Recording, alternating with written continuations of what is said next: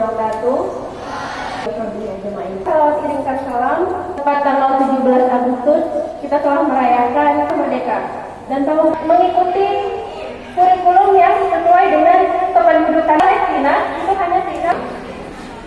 Nah, dengan fasilitas yang memadai, kita juga yang telah mengakui negara memiliki selain kewajiban moral, menjadikan bahwa negeri itu telah untuk sama-sama kita membangun sebuah dengan kurikulum yang sesuai dengan yang kita telah di hadapan Allah. Ketika apa yang sudah kita lakukan untuk